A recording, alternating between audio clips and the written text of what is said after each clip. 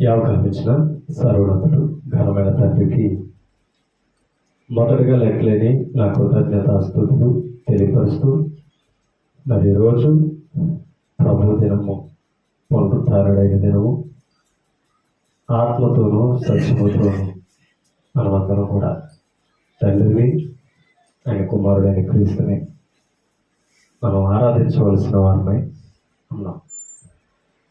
మరి ఈరోజు ఆరాధనకి కూడి వచ్చిన నా సహోదరులైన మీ అందరికీ క్రీస్తునామమున హృదయపూర్వక వందనాలు తెలియపరుస్తూ, ముఖ్యంగా ఆయా ప్రాంతాల్లో ఉండి, ఆయా స్థలాల్లో ఉండి ఈ లైవ్ ద్వారా సత్యవాక్యమును వింటూ నేర్చుకుంటూ పరిచర్య కొరకు మరి ప్రార్థిస్తూ మమ్మల్ని ప్రోత్సహిస్తున్న మీ అందరికీ తాటిపూడి క్రీస్తునామం నుంచి హృదయపూర్వక వందనాలు తెలియపరుస్తూ ప్రార్థన చేసుకుని మన వాక్య పరిచర్యలోకి వెళదాం. ప్రార్థన. సర్వరతుడు, సర్వశక్తిమంతుడు, పరలోకమందు ఆసీనుడు అయిన మా కన్న తండ్రి, మీ పరిశుద్ధమైన అతి శ్రేష్టమైన ఘనమైన నామమునకు లెక్కలేని మా కృతజ్ఞతాస్తుతులు తెలియజేస్తుంటారు. ఈ ఆదివారము పునరుద్ధాన దినములో ఆత్మతోనూ సత్యముతోనూ మిమ్మల్ని ఆరాధించుకునే భాగ్యము, ధన్యత మా అందరికీ దయచేశారు.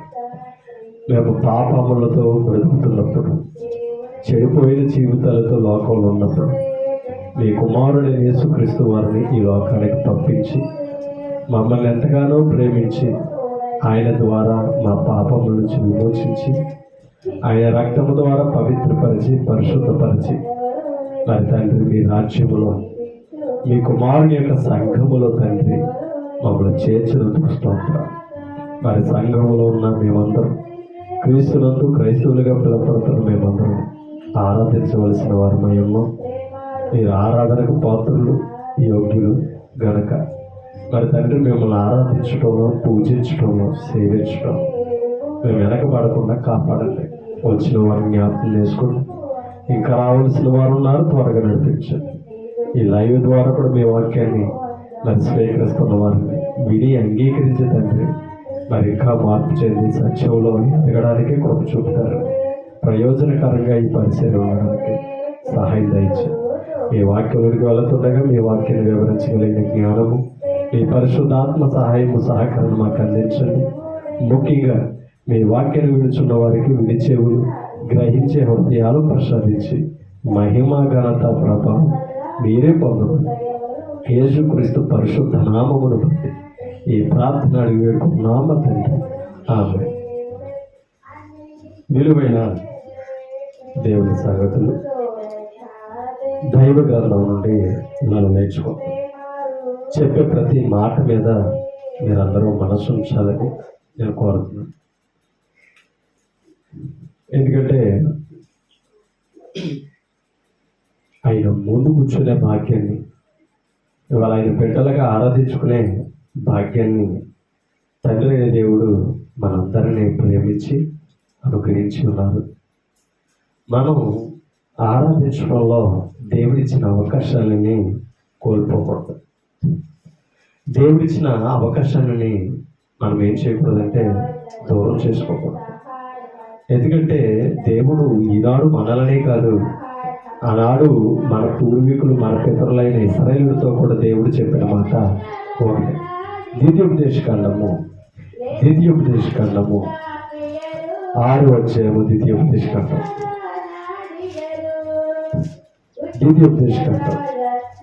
6వ అధ్యాయం 5వ వచనాన్ని మనం చదువుతాం. నీ పూర్ణ హృదయముతోనూ.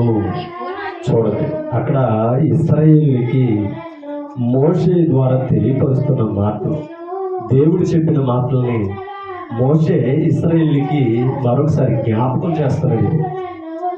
ఇశ్రాయేలు యొక్క తరాలు పిల్లలకి మరొకసారి ద్వితీయోపదేశకాండాన్ని తిరిగి రాస్తూ చెప్తున్నాడు.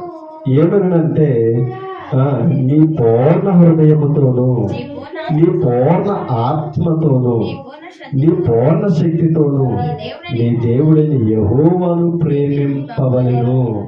నీ దేవుడైన యెహోవాను ప్రేమించాలి. అంటే దేవుడు ప్రేమించడంలో లిమిట్ లేదనమాట. ఒక విశ్వాసికి, ఒక భక్తుడికి దేవుడిని ప్రేమించడంలో లిమిట్ అనేది వాక్యము ఇవ్వలేదు. పూర్తి మనసు ఇవ్వాలట. అందుకే పూర్ణ హృదయము అని అన్నాడు. అంటే మన హృదయం అంతా దేవుడి మీద నిమగ్నం అవ్వాలి. పూర్ణ హృదయముతో, పూర్ణ ఆత్మ, అంటే మరలా మన ఆత్మ కూడా పూర్తిగా ఆయన మీద అనుకోవాలి. ఆత్మతో ఆయన్ని ఆరాధించాలి. అది మనం జ్ఞాపకం ఉంచుకోవాలి. అంటే దాని అర్థం మన ఆత్మ పవిత్రంగా ఉండాలి. మన ఆత్మను పవిత్రంగా ఉంచుకొని మనము ఆరాధించాలి ఆత్మస్వరూపుడైన దేవుడిని. అందుకనే మన ఆత్మను పవిత్రపరచుకోవాల్సిన అవసరత మనకు. ఎందుకంటే మన ఆత్మకి కల్మషం ఉంది. ఈ దేహముతో, ఈ లోకాన్ని అనుసరించి మనం చేసిన పాపాల ద్వారా ఆత్మకే శిక్ష వచ్చింది, ఆత్మకి మలినం వచ్చింది. ఆ ఆత్మను ఇవాళ తన కుమారుడైన యేసుక్రీస్తు ద్వారా, ఆయన రక్తము ద్వారా మనము ఆత్మను పవిత్రపరచుకున్నాం, ఆత్మను మనం రక్షించుకున్నాం. అది మనం అర్థం చేసుకోవాలి. అందుకని తిరిగి లేచిన ఆత్మలతో, ఓకేనా అమ్మా, పవిత్రమైన ఆత్మలతో మనం ఏం చేయాలంటే దేవుణ్ణి ఆరాధించాలి, సేవించాలి, ప్రేమించాలని ఇశ్రాయేలుతో చెప్పాడు. అయితే మనం ఆరాధించాలి, పూజించాలి ఎవరిని? దేవుని పూర్ణాత్మతో, పూర్ణ బలముతో, పూర్ణ శక్తితో, పూర్ణ వివేకముతో. అంటే మన మైండ్ సెట్ అంతా దేవుడి మీద ఉండాలి. ఆదివారం వచ్చినప్పుడు దేవుడి పది మీదకి వచ్చాడు, ఆరాధనకి రావాలన్నమాట మన ఆలోచన. అలా ఎప్పుడైతే మనం ఉండగలుగుతామో, పూర్ణంగా ఎప్పుడైతే మనసు ఉంచగలుగుతామో, మనం ఆయన ఆరాధించడానికి ఒక అర్హతను సంపాదించుకుంటాం. అర్థమవుతుందండి? మనం దేవుని ఆరాధించడానికి అర్హతను సంపాదించుకున్నాం. ఆ అర్హత ఇవ్వడమే ఇవాళ తన కుమారుడైన క్రీస్తు ద్వారా రక్షణ. యెషయా గ్రంథంలో మనం వెళ్దాం. ఒక మాట మనం చదువుతాం. యెషయా గ్రంథంలో ఒక మాట చెబుతున్నాడు, చదువు. యెషయా గ్రంథము 12వ అధ్యాయం చూడండి. యెషయా గ్రంథం 12వ అధ్యాయము 2వ వచనం చదువుతాం. ఇదిగో నా రక్షణకు కారణభూతుడగు దేవుడు, నా రక్షణకు కారణభూతుడగు దేవుడు. రక్షణకి ఎవరట? కారణభూతుడు. రక్షణ అనేది ఈ ద్వారా ఏర్పడి, రక్షణ అంటే తెలియపరిచిన వాడు ఈయన యెహోవాయే. అందుకనే రక్షణకు కారణభూతుడు. రక్షణకు కారణభూతుడట. అంటే రక్షించడానికి కారణం ఉంటుంది. అమ్మా, ఇశ్రాయేలుని రక్షించడానికి కారణం ఉంది. ఏంటంటే బానిసత్వంలో ఉన్నారు, ఐగుప్తు బానిసత్వంలో కొలుగులో ఉన్నారు, వారిని విమోచించాలి. కారణం ఇంకా చెప్పాలంటే కారణం అంటే ఇశ్రాయేలుని రక్షించడానికి కారణం ఏంటంటే ఇశ్రాయేలు పితరులు ఉన్నారు, అబ్రహాము, ఇస్సాకు, యాకోబులకు దేవుడు చేసిన ప్రమాణం కారణం. ఎవరిని రక్షించడానికి? ఇశ్రాయేలుని రక్షించడానికి. ఇశ్రాయేలుని రక్షించడంలో దేవుడు కారణం అవడానికి పితరుల యొక్క మాది. ఆలోచించండి. ఇవాళ మనమందరం కూడా రక్షింపబడడానికి కారణం, మనమందరము రక్షింపబడడానికి కారణం. చూడండి, ఒక మాట చదువుతాం, మరలా ఇక్కడ ఉంటాం. ఎఫెసీయులకు రాసిన పత్రిక, ఎఫెసీయులకు రాసిన పత్రిక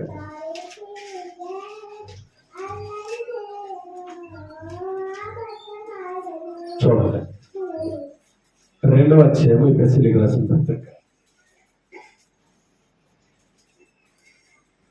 4వ వచనాన్ని చదువుతాం.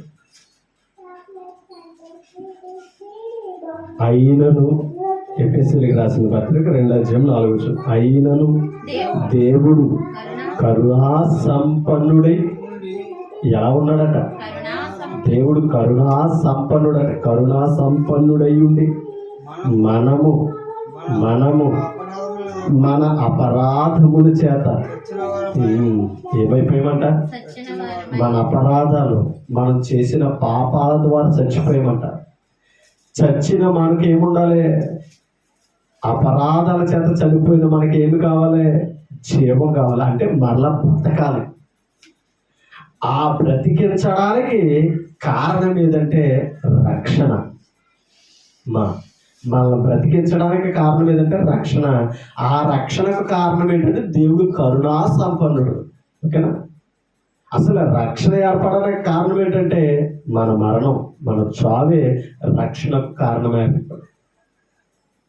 మనం చనిపోయినప్పుడు, మన అపరాధముల చేత దేవుడి దగ్గర దేవుడి విషయంలో చనిపోయినప్పుడు మరలా మనల్ని బ్రతికించడానికి తన కుమారుడైన క్రీస్తుని రక్షకుడికి లోకానికి పంపించాడు.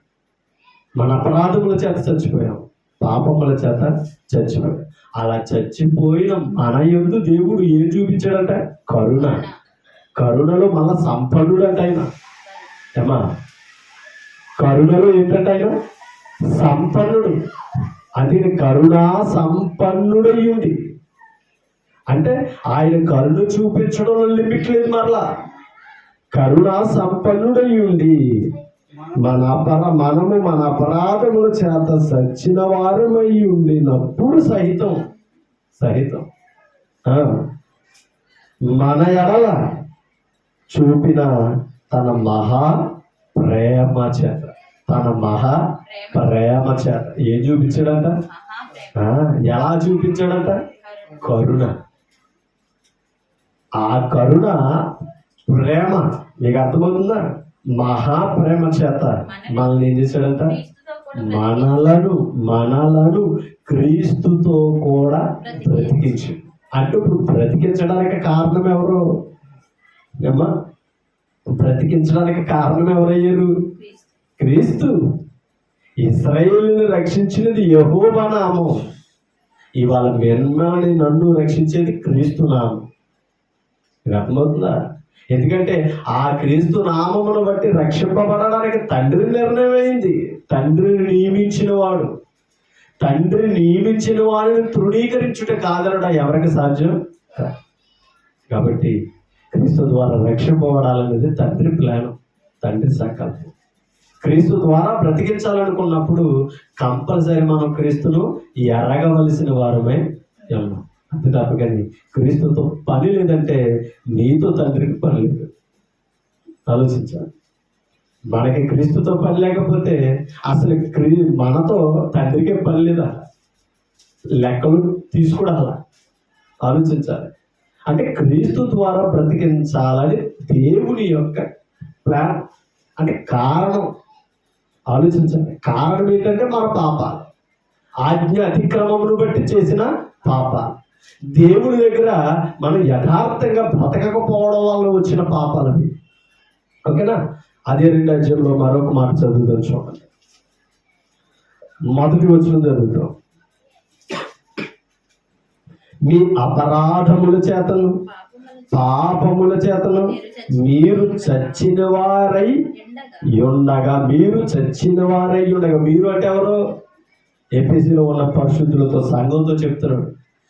అసలే మీరు ఇప్పుడు బ్రతుకున్నారంటే కారణం చెప్తున్నాడు. ఒకప్పుడు మీరు ఎలా ఉన్నారు అంటే, ఎప్పుడు క్రీస్తుని ఎరగక ముందు, సంఘములోనికి ప్రవేశించక ముందు మీరు ఎలా ఉన్నారంటే మీ అపరాధాలతో బ్రతికారు, పాపాలతో బ్రతికారు. అంటే దీనిని బట్టి ఈ వచ్చిన మనకి జ్ఞాపకం చేస్తుంది. ఆనాడు ఏపీసీ పత్రికనే కాదు హెచ్చరించడం, ఏపీసీ సంఘానే కాదు, ఈ పత్రిక చదువుతున్న ఈరోజు మిమ్మల్ని నన్ను కూడా హెచ్చరిస్తున్నాడు అపోస్తలుడైన పౌలు పరిశుద్ధాత్ముడు. ఏమని తెలుసా? మనము మునుపు అంటే వాక్యం మెరగక ముందు, క్రీస్తు దగ్గరకు రాకముందు మనం కూడా ఏమైపోయామంటే మన అపరాధాలతో, మన పాపాలతో మనము చచ్చిపోయినప్పుడు చూడండి, చచ్చిన వారమై ఉండగా ఆయన మిమ్మును, ఆయన అంటే ఎవరు? తండ్రి అయిన దేవుడు. ఆయన మిమ్మును క్రీస్తుతో కూడా బ్రతికించెను. అమ్మా, అంటే క్రీస్తుతో బ్రతికించడానికి కారణం ఏంటి? అమ్మా, క్రీస్తుతో బ్రతికించడానికి కారణం ఏంటి? పాపం. ఇక అర్థమవుతుందా? అంటే క్రీస్తు ద్వారా బ్రతికించాలని దేవుని యొక్క దయా సంకల్పం అన్నమాట ఇది. కారణం ఏంటంటే మనం చావులకు సిద్ధమయ్యేవాళ్ళం, చనిపోయాం. మరొక మాట ఇదే అధ్యాయంలో మీకు చూపిస్తాను చూడండి. అంతగా మనం ద్వితీయోపదేశ కాలంలో ఒక మాట చదువు. ఏమని చదువు? నీ పూర్ణ హృదయముతో, పూర్ణ ఆత్మతో, పూర్ణ వివేకముతో, పూర్ణ బలముతో, పూర్ణ శక్తితో నీ దేవుడైన యెహోవాను ఏం చేయాలి? ప్రేమించాలి. దేవుడు కూడా ఏం చేశాడు? ఎంత ప్రేమ అక్కడ చెప్పాడు, తన మహాప్రేమ చేత. నీకు అర్థమవుతుందా? మహాప్రేమ చేత. 5వ వచనంలో మనం చదువు, మహాప్రేమ చేత క్రీస్తుతో కూడా మనల్ని బ్రతికించాడు. అంటే ఆయన అంత ప్రేమ చూపించినప్పుడు మనం దేవుని ప్రేమించడంలో వెనక అనడం ఏంటి అమ్మా?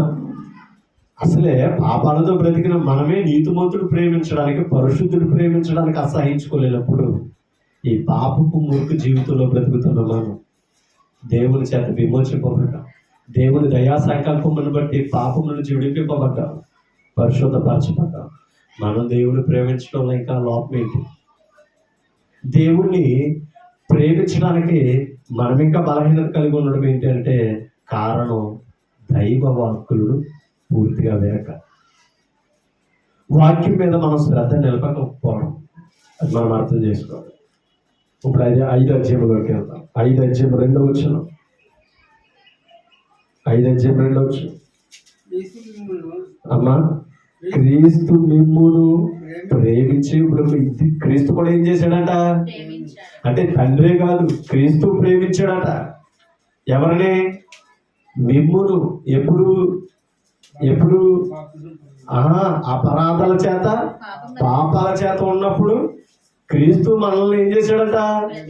ప్రేమించాడు. కాబట్టే పరలోకాన్ని విడిచి భూమి మీదకి వచ్చాడు. అవునా? ఎంత ప్రేమ లేకపోతేనండి మన కొరకు పరలోకాన్ని విడిచిపెట్టాడు ఆయన. తండ్రి కాదు, క్రీస్తు కూడా ప్రేమించాడు. ప్రేమించడానికి కారణం ఏంటంటే దేవుని ప్లాన్, దయాపూర్వక సంకల్పం. ఆయన పాపులను రక్షించాలని ప్లాన్ ఉంది ఆయన ఆలోచనలో. ఆ రక్షణ యొక్క కారణంలో యేసుక్రీస్తు నేను ప్రేమించాను, తండ్రి ప్రేమించిన వారిని నేను ప్రేమించాలి అంటే, ఆయన ప్రేమించకపోతే తండ్రి ప్రేమ ఏంటో మనం రుజుపరుచుకోవడానికి అవకాశం ఇవ్వాలా? లేకపోతుంది. కాబట్టి తండ్రి ఎంత ప్రేమించాడో క్రీస్తు చూపిన ప్రేమ, ఆ ప్రేమ ఎలా చూపించాడో ఆయన జీవితమే కారణం. క్రీస్తు ఎంత ప్రేమించాడో ఆయన జీవితమే కారణం. మన కొరకు ప్రాణాన్ని కూడా విడిచిపెట్టాడు, మన కొరకు జీవితాన్ని త్యాగం చేశాడు. ఎవరు? యేసుక్రీస్తు వారు. ఎందుకు తెలుసా? మన అపరాధాలు, మన పాపాలు తొలగితేనే కానీ మనం బ్రతకమనే క్రీస్తుకి అర్థమైంది. అందుకనే తండ్రితో పాటు కుమారుడు కూడా ప్రేమించి మనల్ని ఏం చేశాడు? విమోచించి పరిశుద్ధపరిచాడట. అందుకని చెప్తున్నాడు, క్రీస్తు మిమ్మును ప్రేమించి పరిమళ వాసనగా. ఎవరికే? తండ్రి అయిన దేవుని ఎదుట మనం ఎలా ఉండాలంట అంటే దాని అర్థం ఏంటి?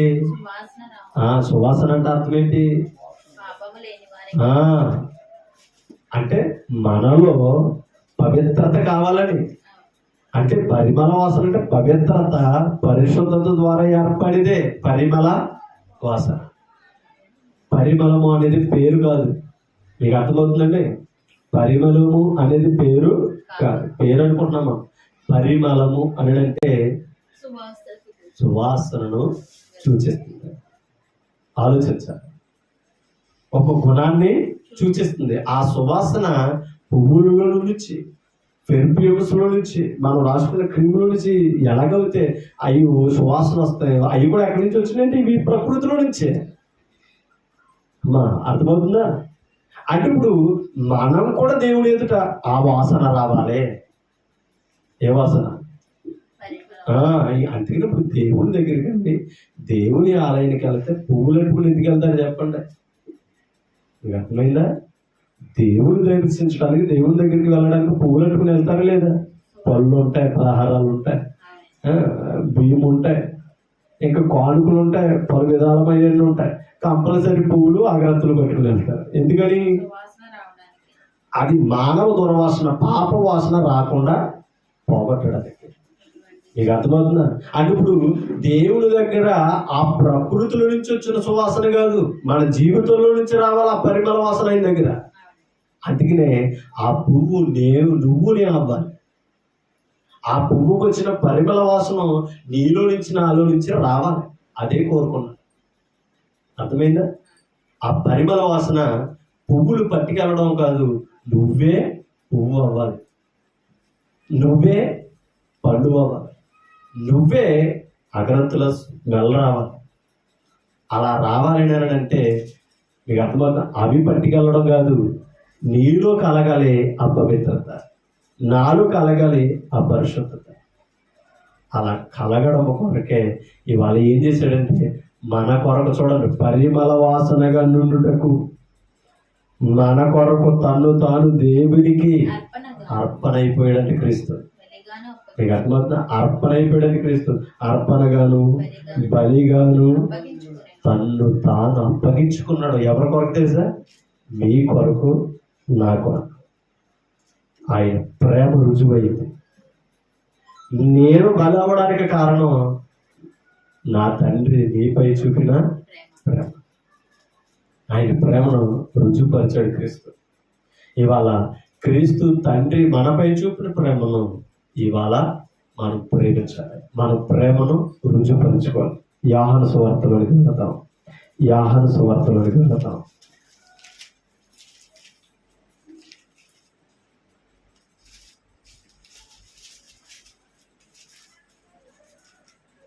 యోహాను సువార్త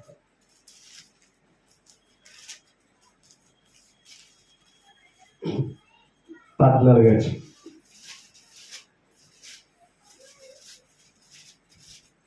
తీసారా? ఒక మాట మీకు చూపిస్తాను చూడండి.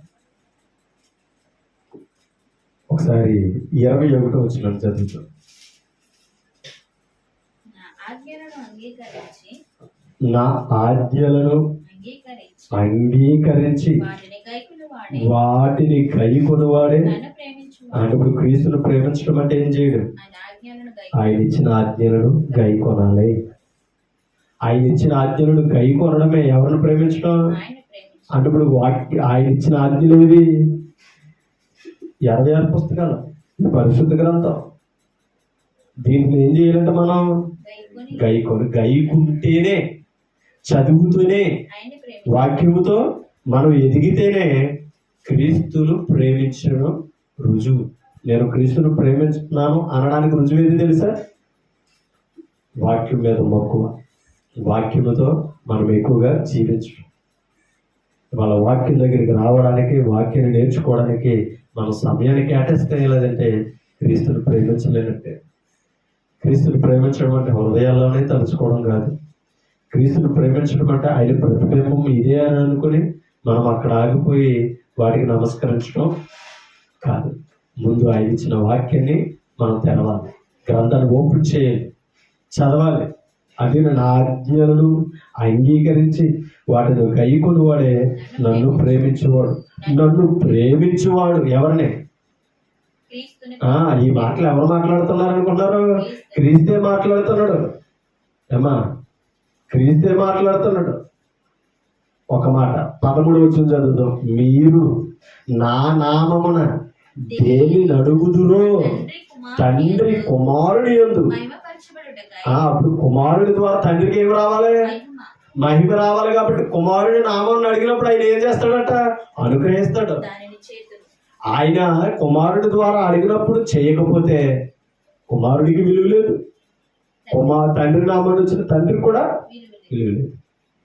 అందుకనే ఆ మాట చెప్తున్నాడు, మీరు నా నామమును దేన్ని అడుగుతారో తండ్రి కుమారుని యందు మహిమ పరచబడుటకే. అంటే క్రీస్తు ఎందుకు వచ్చాడు?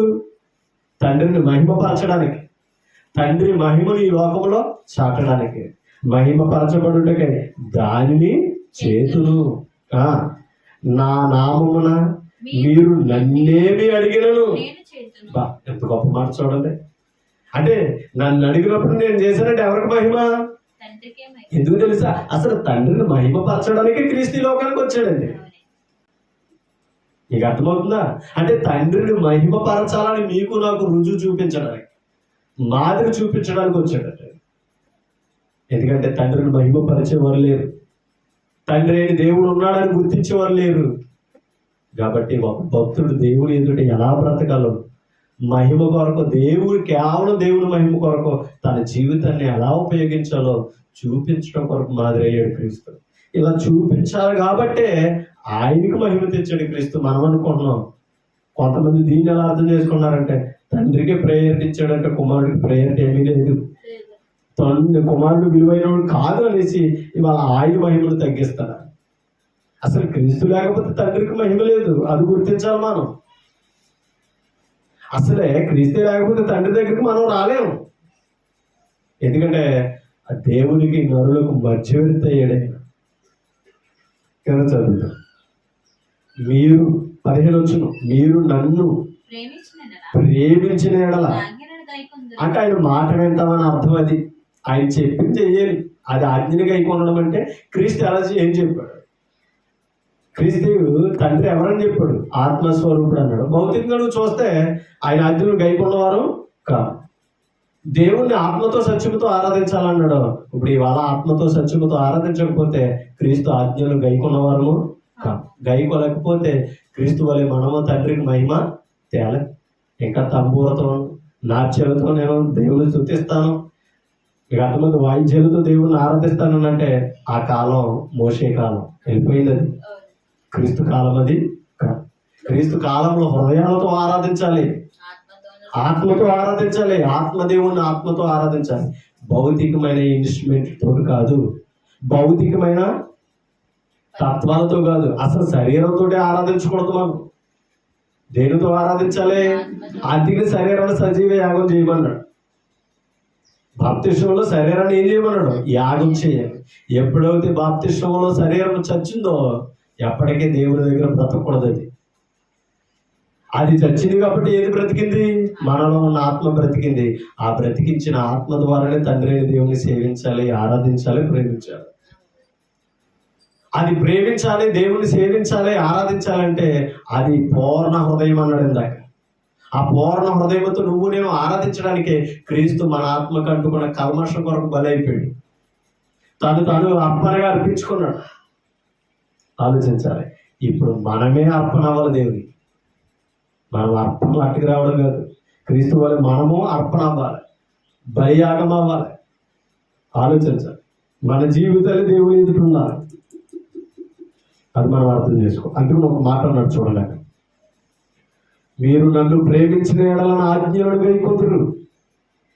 16 వచ్చును, నేను తండ్రిని వేడుకొందును. ఆ మాట చూడండి, నేను తండ్రిని వేడుకొందును మీ వద్ద ఎల్లప్పుడూ ఉండుటకై ఆయన వేరొక ఆదరణకర్తను అనగా సత్య స్వరూపి అయ్యు ఆత్మను మీకు అనుగ్రహించును. లోకము ఆయనను చూడదు. ఎవరిని? పరిశుద్ధాత్మను చూడదు. ఆలోచించండి. అంటే ఆయన వ్యక్తిగా ఆయన భౌతికమైన రూపం కలిగిన వాడు కాదు. క్రీస్తుని కూడా అలా చూడదు, తండ్రిని కూడా అలా చూడదు. ముగ్గురు ఆత్మస్వరూపులే. అందుకనే ఆయనని ఎరగతో ఎందుకు చూడదని అంటే ఆయన భౌతికంగా ఉన్నవాడు కాదు. అందుకని ఆ మాట అన్నాడు చూడండి, లోకము ఆయనను చూడదు, ఆయనను ఎరుగదు గనుక ఆయనను. ఎందుకు ఎరగదు లోకం? ఎందుకు చూడదు లోకం? కారణం ఏంటంటే అసలు పరిశుద్ధాత్ముడు ఎవరు?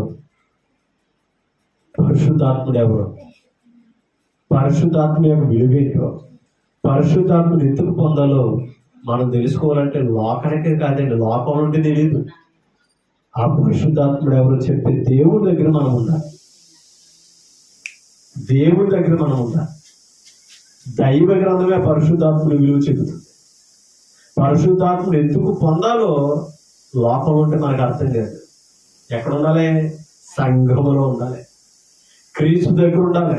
అప్పుడు మనకు అర్థమవుతుంది పరిశుద్ధాత్మని విలువ. పరిశుద్ధాత్మను పొందాలి.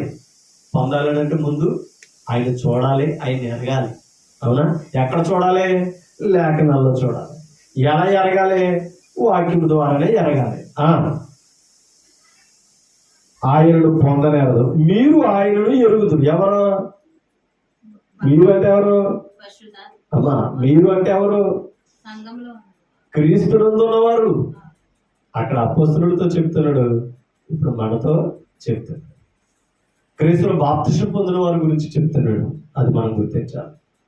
మీరు ఆయనను ఎరుగు. ఇప్పుడు పరిశుద్ధాత్ముడు ఎవరో మనకి తెలుసా అమ్మా?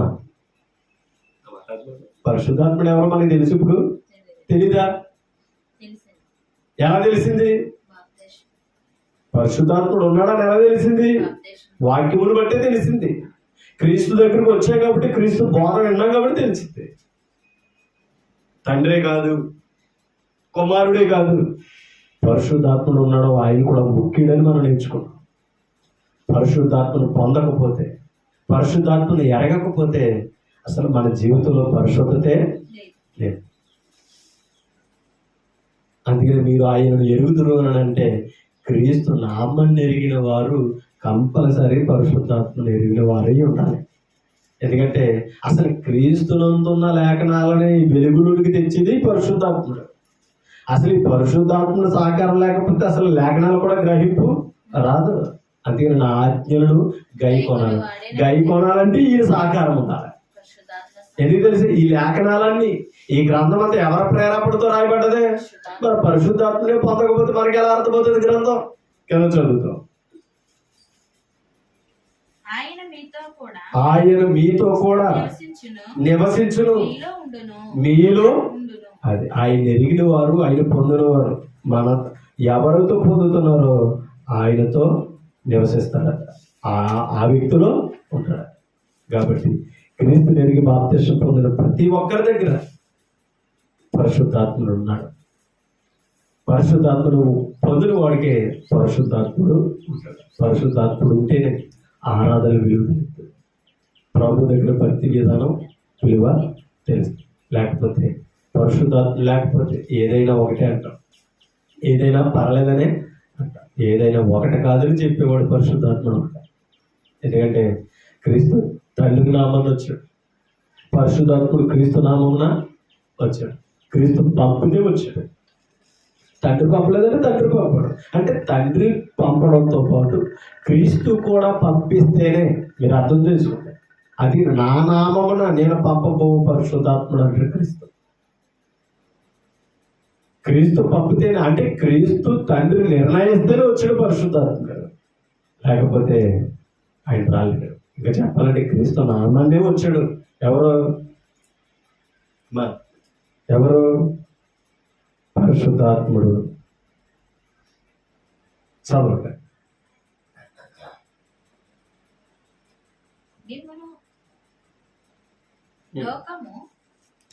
ఒకసారి 18 వచ్చి మిమ్మును ఎలా విడవనంటాడు? అనాథులుగా విడువను, మీ వద్దకు వత్తును. కొంతకాలమైన తర్వాత లోకము మరి ఎన్నడను ఎవరిని? క్రీస్తును చూడదు.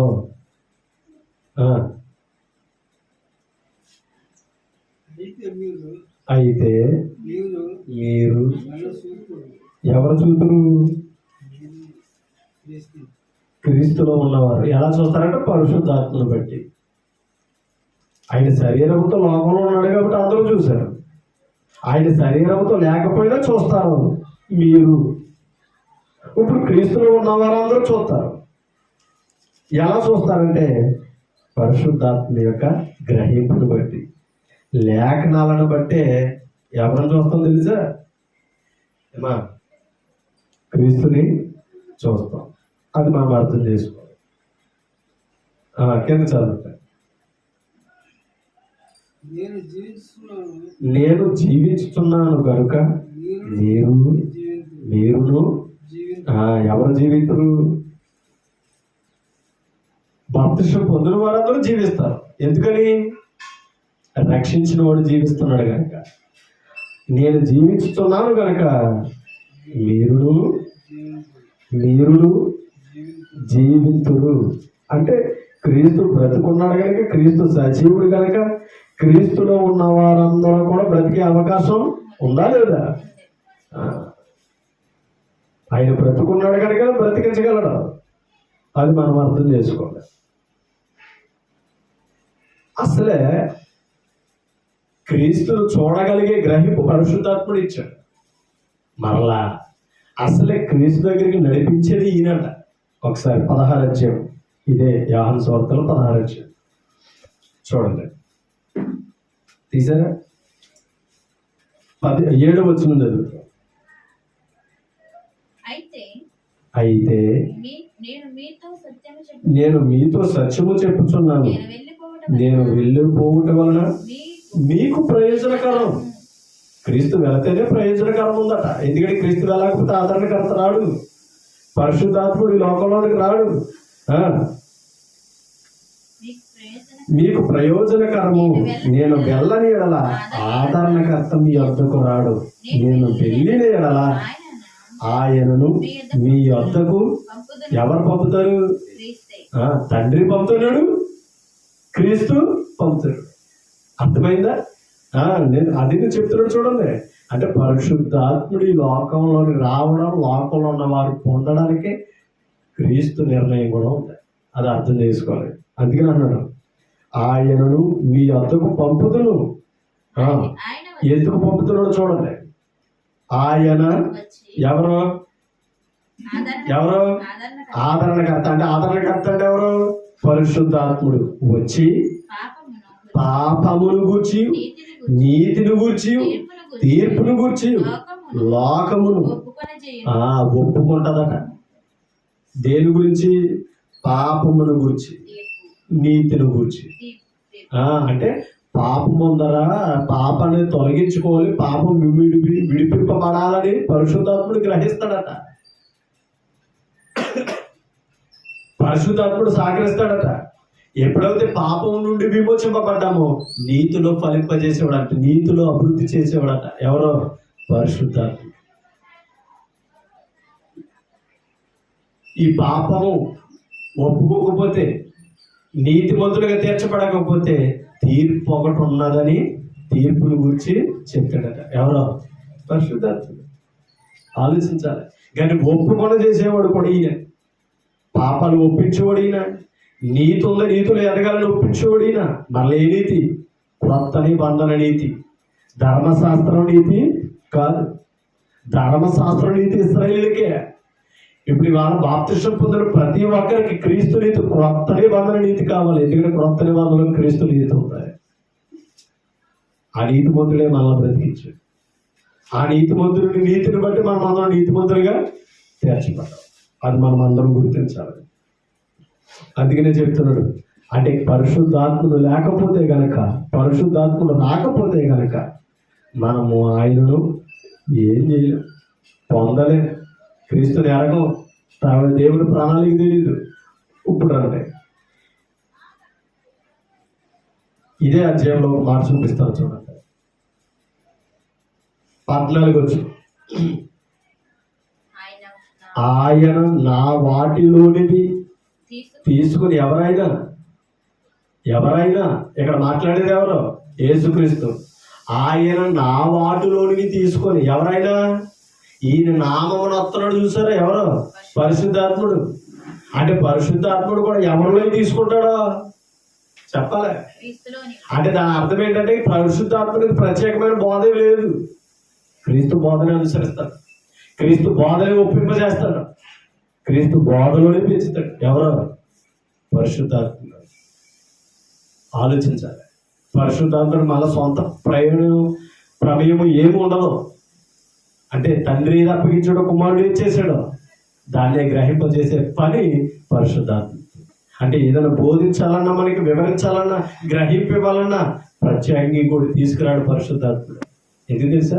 ఆయన నామమును పంపబోయాడు కనుక, ఆయన నామంలో వచ్చాడు కనుక, ఆయన నామం తెలియపరచాలి కనుక. అర్థమవుతున్న మాటలో కన్నా ఇవాళ పరిశుద్ధాత్ముడు కారణమయ్యాడు. దేనికి తెలుసా? మనందరినీ పాపం నుంచి విమోచించడానికి, రక్షించడానికి. అందుకే నా మాట అన్నాడు చూడండి, ఆయన నా వాటిలోనివి తీసుకొని మీకు తెలియజేయను గనక మీరు చూడండి, మీకు తెలియజేయను గనక నన్ను పరిశుద్ధాత్ముడు ఎవరిని మహిమపరుతున్నాడు ఇప్పుడు చెప్పండి. అసలే క్రీస్తుకు మహిమే లేదంటారు అసలు. అసలు ఆయన మహిమే లేదు, మనుషుడైన దేవుడే కాదని ఇవాళ క్రీస్తు మీద ఎన్నో ప్రలోభాలు, ఎన్నో వ్యతిరేకమైన మాటలు మాట్లాడుతున్నారు. అది మనం అర్థం చేసుకోవాలి. అక్కడ మాట్లాడేది తండ్రి కాదు, యేసుక్రీస్తు మాట్లాడతాడు. అంటే పరిశుద్ధాత్ముడు క్రీస్తుని ఎలా మహిమపరుస్తున్నాడంటే ఆయన వాక్యాన్ని తీసుకొని, ఆయన వాక్యాన్ని అనుసరించే ఆయనలో మనం బలపరచడం బట్టే క్రీస్తుని మహిమపరుస్తుంటాడు. క్రీస్తుని మహిమపరచడంటే ఆ మహిమ ఎవరికి చెందుతుంది? ఎందుకని అసలు తండ్రిని మహిమపరచడానికే క్రీస్తు వచ్చాడు. అందుకనే మీరు నన్నేమడిగినను తండ్రి నా నామమున అది మీకు అనుగ్రహించిన. ఎందుకు తెలుసా? ఆయన నా ద్వారా ఏం పొందబోతున్నాడు? అదే కదా చదువు 14 అధ్యాయము 13 వచనంలో ఏమా ఆయన మాట అన్నాడా లేదా? మీరు నా నామమున దేన్ని అడుగుతారు? తండ్రి కుమారుడు ఎందుకు మహిమపరచబడుటకై. అది ఆలోచించాలి. అంటే కుమారుడు మహిమపరచబడ్డాడు అంటే తండ్రి మహిమపరచబడుతున్నట్టు, అది అర్థం చేసుకోవాలి. గనుక నన్ను మహిమపరచును, తండ్రికి కలిగినవన్నీ అది అర్థమైందా? తండ్రికి కలిగినవన్నీ నావే. ఆలోచించాలి, తండ్రికి కలిగినవన్నీ నావే. అసలు కుమారుడికి అర్హత లేదు అనడానికి ఎవరికి యోగ్యత లేదండి. మన జ్ఞానం ఎక్కువైపోయింది, దేవుని జ్ఞానం పక్కనెట్టేసాం. అసలు తండ్రికి ఉన్నవన్నీ ఎవరివి? సమస్తమైనదే. సమస్తమునకు వారసుడినా, అవునా కదా? పరలోకానికి వారసుడినా. ఈయన ఆజ్ఞాపిస్తే పరలోకానికి ఎంట్రీ. ఆలోచించాలి. కుమారుడితో వేల కొలలాడుతున్నారు వాళ్ళ సేవకుల్లో. అసలు ఈయన అర్హత ఇవ్వకపోతే పరలోకానికి ఎంట్రీ లేదు మనకి. కుమారుడిని ఎరగకపోతే అసలు పరలోకం ఎలా ఉండదో చూడడం, తండ్రి ఎలా ఉంటాడో చూడడం మనం. అది గుర్తించుకోవాలి మనం అందరం కూడా. ఆ విలువ క్రీస్తు ఇచ్చాడు, ఆ విలువ తండ్రి ఇచ్చాడు, కుమారుడికి పరిశుద్ధాత్ముడు ఇచ్చాడు, లేఖనాలు ఇచ్చినాయి. కాదనడానికి మీరు నేను ఎవరు, అది మనం అర్థం చేసుకోవాలి. మేము నమ్మం ఎలా ఉంటామంటే దేవుడు వారే చూసుకుంటారు. అయితే లేఖనాలను పరిశోధన చేయాలి, అపార్థం చేసుకోకూడదు, అపార్థంగా బోధించకూడదు. మనం ఇక్కడ తీర్పు ఒకటి ఉన్నది గుర్తించాలి. అందుకని అన్నాడు, తండ్రికి కలిగినవన్నీ నావి, అందుచేత ఆయన నా వాటిలోనివి తీసుకొని. అంటే దాని అర్థం ఏంటి ఇప్పుడు చెప్పండి? నా వాటిలో తీసుకున్నాడంటే ఎవరి అని అర్థం? అది తండ్రివి అంటే నా వాటిలో తీసుకున్నాడని అంటే అర్థం క్రీస్తు అనే కాదు. క్రీస్తువు వాడుతున్నాడంటే తండ్రిది. క్రీస్తు మాట్లాడినాడంటే తండ్రి మాట్లాడుతున్నట్టు, అవునే కదా? అర్థం చేసుకోవాలి. ఈ జ్ఞానం కూడా అర్థమవుతలేదు ఇలా బైబిల్ చదివే వారికి. తండ్రివి కలిగి ఉన్నవన్నీ నావేనని అన్నాడంటే అసలు కుమారుడికి ఇచ్చింది ఎవరో?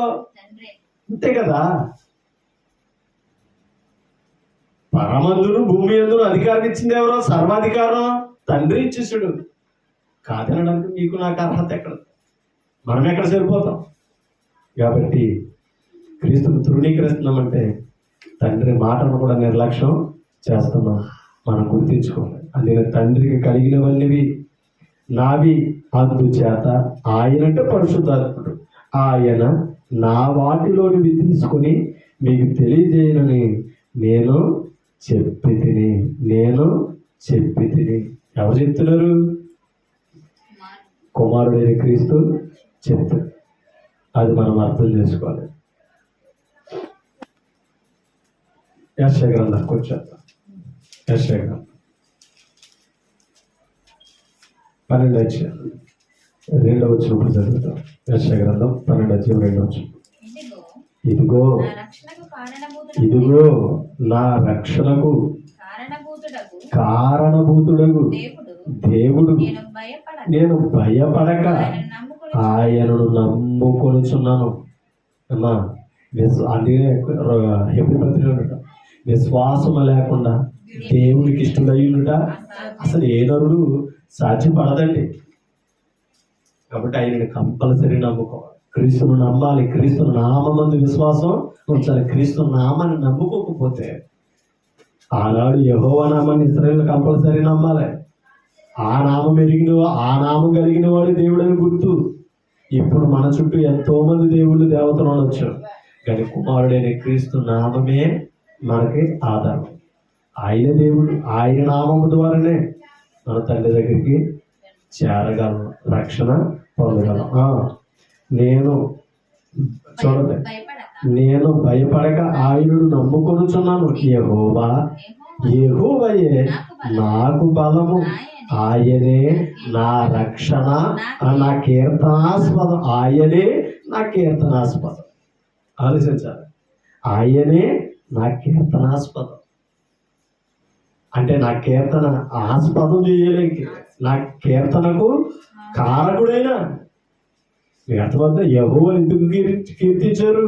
అందుకనే ఇందాక 136 కీర్తన చదువు. అవునా? 136 అంత కీర్తనలు అంతలో కూడా ఏముంది? ఆయన కృప నిరంతరం. మీకు అర్థం? తండ్రి కృప ఎలా రుజువైంది? కుమారుడి ద్వారా. అసలు దేవుని కృప ఎవరంటే క్రీస్తే.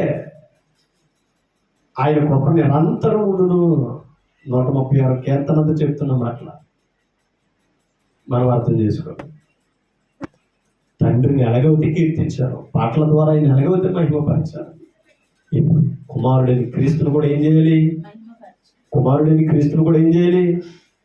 మన కీర్తన, మన జీవాఫలం ఆయనకి ఆస్పదం చేయాలి. ఆయన అర్హుడు. ఒక మాట ప్రకటన గ్రంథంలోనికి వెళ్తాం. ప్రకటన గ్రంథం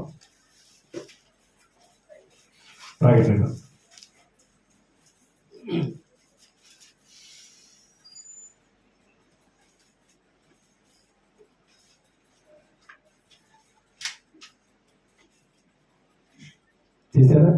5వ అధ్యాయం 9-10 చదువు. ఆ పెద్దలు అంటే పరలోకంలో ఉన్న పెద్దలు, ఆ పెద్దలు నీవు ఆ గ్రంథమును తీసుకుని దాని ముద్రలను విప్పుటకు యోగ్యుడు ఎవరు? యేసుక్రీస్తుని గురించి చెప్తాను. నీవు యోగ్యుడు. ఎందుకు యోగ్యుడు చెప్తున్నావు చూడండి. నీవు వధింపబడిన వాడవై, చూడండి, నీ రక్తమిచ్చి ప్రతి వంశములోను, ఆయా భాషలో మాట్లాడు వారిలోను, ప్రతి ప్రజలను, ప్రతి జనములను దేవుని కొరకు అంటే తండ్రి కొరకు, దేవుని కొరకు మనుషులను ఎవరు కొంటున్నారు? ఇప్పుడు ఎవరు కొంటున్నారు? క్రీస్తు కొంటున్నాడు. అదిగినప్పుడు ఆయన వాడు, కొనుక్కున్నప్పుడు ఆయన సొత్తు, ఆయనకు లోపడాలి. దేవుని కొరకు మనుషులను కొని మా దేవునికి అంటే తండ్రి అయిన దేవునికి, మా దేవునికి వారిని, ఎవరిని? కొన్నవారిని. ఎలా కొన్నాడు? రక్తమిచ్చి. అంటే ఇప్పుడు కొనబడిన వారెవరు? కొనబడిన వారెవరు? రక్తములో కడగబడిన వారు. రక్తములో కడగబడిన వారెవరు? బాప్తిసం పొంది క్రీస్తు నామములో చేర్చబడిన వారు, అంటే సంఘములో చేర్చబడిన వారు, ఆయన చేత కొనబడిన వారు, ఆయన సొత్తు అన్నమాట. చూడండి, మనుషులను కొని మా దేవునికి వారిని ఒక రాజ్యముగాను యాజకులుగాను చేసిటివి. 2 పదాలు కనపడతాయి. పేతురు పత్రికలో రాజులైన యాజక సమూహం అన్నాడు, అది కనబడుతుంది ఇక్కడ. రాజ్యముగాను యాజకులుగాను చేసిటివి అంటే రాజు ఆయనంటే ప్రకటన చేసేవాడు, పాలించేవాడు అనమాట. సువార్తను ప్రకటించే పని రాజుది. యాజకుల పని ఏంటంటే పరిశుద్ధ స్థలంలో ఆయన సేవించి ఆరాధించడం. అందుకనే బాప్తిసం పొందిన ప్రతి ఒక్కడు కూడా, ఓకేనా, కంపల్సరీ సంఘానికి వచ్చి ఏం చేయాలి తెలుసా? సంఘము ద్వారా ఆరాధన చేయను. యాజకుడు ఆయన ఆరాధించాలి. మరలా నువ్వు రాజు, లోకంలోకి వెళ్ళి ప్రకటన చేయాలి. అవునా కదా? రాజులని యాజక సమూహాలుగా తీర్చాడు మనల్ని. మనం తెలుసుకుంటే కాదు, యోగ్యత తెలియని వారికి కూడా ప్రకటన చేస్తే. కింద చూడండి, రాజ్యముగాను యాజకులుగాను చేసేది గనుక వారు భూలోకమందు ఏలుదురని క్రొత్త పాట పాడుదురు క్రీస్తు నామమును బట్టి. అమ్మా, ఏ పాట పాడుతున్నారంట? క్రొత్త పాట పాడుదురు. ఒక మాట మీకు చూపిస్తాను చూడండి. 15 అధ్యాయం ఇదే ప్రకటన గ్రంథం. 15 అధ్యాయం ప్రకటన గ్రంథం 15 అధ్యాయం తీసారా? ప్రకటన గ్రంథం 15 అధ్యాయం 3-4 వచనాలు కలిసి వారు ప్రభువా దేవా సర్వాధికారి నీ క్రియలు ఘనమైనవి ఆశ్చర్యమైనవి యుగ యుగములకు రాజా నీ మార్గములు న్యాయములను సత్యములనై ఉన్నవి. ప్రభువా నీవు మాత్రము పవిత్రుడు. ఇంకెవరు లేరండి. చూడండి, ప్రభువా నీవు మాత్రము పవిత్రుడు, నీకు భయపడని వాడెవడో. పవిత్రుడు కనుక పాపమున ప్రతి ఒక్కడు భయపడాలి. ఇప్పుడు పాపము తొలగింది కాబట్టి కుమారుడు బట్టి తండ్రి ఎదురు ధైర్యం వచ్చింది మనం కూర్చోవడానికి, ఆరాధించడానికి. నీకు భయపడని వాడెవడో, నీ నామమును మహిమపరచని వాడెవడో. ఎంత గొప్ప భాగ్యం!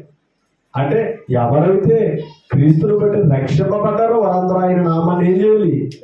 మహిమపరచాలి. అందుకనే నీ నామమును మహిమపరచని వాడెవడో, నీ న్యాయ విధులు ప్రత్యక్షపరచబడినవి కనుక జనులందరూ వచ్చి నీ సన్నిధి, అంటే సంఘాన్ని, నీ సన్నిధిని నమస్కారము చేసేదరని. ఎవరికి నమస్కారం చేయాలి? అది దేవునికి, ఎవరికి? క్రీస్తుకి. ఎందుకనే ఆయన ఒక్కడే పవిత్ర. అది గుర్తించాలి. మనమందరం సంఘానికి వచ్చి నమస్కరించాలి క్రీస్తు. ఆయన ఈ సన్నిధిని నమస్కారం చేసేదని చెప్పుచు దేవుని దాసుడగు మోషే. క్రీస్తుకు దాసుడినా? ఏమా, క్రీస్తుకు ముందుగా వచ్చిన ప్రవక్తినా?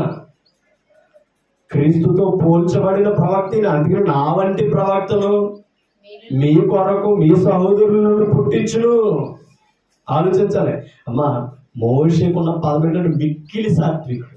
ఓకేనా? మరి యేసుక్రీస్తు సాత్వికుడు. ఏమా, ధీరుడు. మరలా ఆయనకున్న పదవి తెలుసా? సాత్వికుడు, ధీరుడు. క్రీస్తు దేన మనసు కలిగిన వాడు. ఆలోచించి. అందుకనే దేవుని దాసుడు ఎవరు తెలుసా? మోషే. దేవుని దాసులకు మోషే కీర్తనయు గొర్రె పిల్ల కీర్తనయు పాడుచున్నారు. గొర్రె పిల్ల కీర్తనయు పాడుచున్నారు. ఇప్పుడు ఎవరి కీర్తన పాడాలి? క్రీస్తు కీర్తన పాడాలి. క్రీస్తు కీర్తన పాడేవారు ఎవరట? ఎవరు?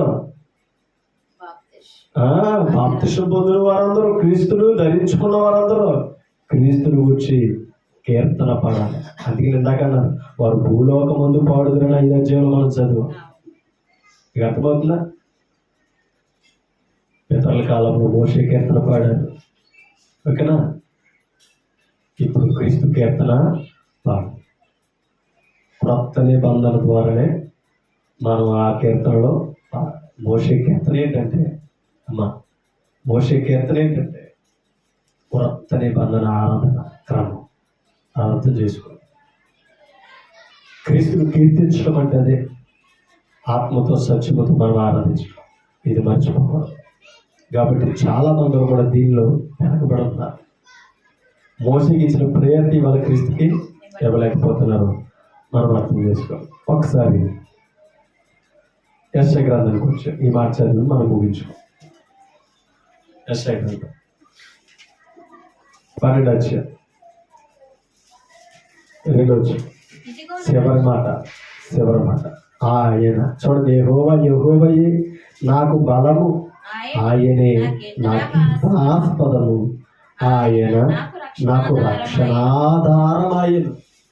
ఆయనను నా రక్షణాధారమైన ఎవరో? యెహోవా. ఇశ్రాయేలుకి రక్షణాధారమైన.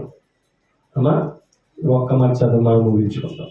అపోస్తుల కార్యములు 4 అధ్యాయం అపోస్తుల కార్యములు 4 తీసారా? ఈ మాట చదువుని మనం ముగించుకుందాం. 11 ఇల్లు కట్టువారైనా ఒకసారి 10 చదువు, ఇంకా బాగా అర్థమవుతుంది. మీరందరూ ఇశ్రాయేలు ప్రజలందరూ తెలుసుకోవలసినదేమనగా మీరు సిలువ వేసినట్టు మృతులలో నుండి దేవుడు లేపినట్టు నజరేయుడైన యేసుక్రీస్తు నామముననే వీరు స్వస్థత పొంది మీ ఎదుట నిలుచుచున్నాడు. ఇల్లు కట్టువారైనా ఆత్మీయ స్థితిని సూచిస్తుంది. ఇల్లు కట్టువారైనా మీరు తృణీకరించిన ఎవరినే, ఆ రాయి ఎవరు? క్రీస్తు. ఎవరు తృణీకరించారు? క్రీస్తుని. ఇల్లు కట్టువారైనా మీరు అంటే ఇల్లు కట్టాలనుకున్నారు, పునాది మట్టుకి తీసుకున్నారు. అవునా? క్రీస్తు అనే పునాదిని తీసుకోవడం లేదు, ఇల్లు కట్టేస్తే బయలుదేరిపోయారు. పునాది లేకుండా ఇల్లు ఎక్కడ కడతావు? నిలబడుతుందా? నిలబడినా స్థిరమైనదా? దాని పాటు వరద వచ్చినప్పుడు, గాలి ఇచ్చినప్పుడు తెలుస్తుంది అన్నాడు యేసు ప్రభువే. కాబట్టి మనం ఇవాళ పునాదులు ఎక్కడ కట్టుకున్నాం? మనం ఇల్లే కడుతున్నాం, ఆత్మీయ ఇల్లే కట్టుకున్నాం. ఎక్కడ కట్టుకుంటున్నాం? బేస్మెంట్ ఏది? పునాది ఏది? క్రీస్తు అనే బండ మీద ఉన్నావా, లేకపోతే ఇంకో బండ మీద ఉన్నావా? ఒకసారి ఆలోచించాలి. క్రీస్తు స్థిరస్తుడు. నువ్వు ఇంకో నామం కలిగిన ఇంకో బండ మీద కట్టినది స్థిరమైనది. కింద చదువుతాయి. ఇల్లు కట్టువారైన మీరు తృణీకరించిన రాయి ఆయనే. చూడండి, ఇల్లు కట్టువారైనా మీరు తృణీకరించిన రాయి ఆయనే. చూడండి మాటలు. ఇల్లు కట్టువారైన మీరు తృణీకరించిన రాయి ఆయనే. ఆ రాయి మూలము తలరాయి ఆయను. మరి ఎవరి వలనను రక్షణ కలుగదు. ఈ నామమునే మీరు ఎవరినైతే తృణీకరించారు, ఆ మృతుల నుంచి లేచిన యేసుక్రీస్తు నామముననే మనకు రక్షణ. చూడండి, ఈ నామములని మనము రక్షణ పొందవలను గాని ఆకాశము క్రింద మనుషులలో ఇవ్వబడిన ఏ నామమున రక్షణ పొందలేమని. అంటే ఇంకో నామాన్ని ఇస్తారు, ఇది సరిపోతారని అంటారు. ఏ నామమున రక్షణ లేదు, పొందలేము. తృణీకరిస్తే మీరేం చేస్తున్నారంటే ఇసుక మీద కట్టిన వారు అవుతున్నారు. కాబట్టి ఎక్కడున్నది మీ పునాది? ఎక్కడ కట్టుకుంటున్నారు? రక్షణకు ఆధారమైన, రక్షణకు కారణము యేసుక్రీస్తు. అది మనం అర్థం చేసుకోవాలి. కాబట్టి తృణీకరించేవారు ఉండకూడదు. ఆయన తృణీకరించబడేను కాబట్టి తృణీకరించబడలేదు దేవుని చెప్తున్నారు. ఇవాళ కరుణ పొందాం, కృప పొందామంటే యేసుక్రీస్తు ద్వారానే. దానికి యోగ్యులుగా మనం బ్రతకాలి. కాబట్టి రక్షణకు ఆధారమైన, రక్షణకు కారకుడు ఆయన ఎవరు? మన ఆత్మీయ జీవితానికి కారకుడైన, పరలోకం చేరడానికి కారకుడు ఆయన. ఆయన లేకుండా మన కీర్తనకు, మన కీర్తనాస్పదం కూడా క్రీస్తు. అది మనం అర్థం చేసుకోవాలి. కాబట్టి ఎంతవరకు ఈ మాట లోపలికి మీ అందరికీ కూడా యేసుక్రీస్తు పరిశుద్ధ నామమున హృదయపూర్వక వందనాలు తెలియజేస్తూ మాటలతో ఇద్దరితో ముగిస్తాం. Thank you.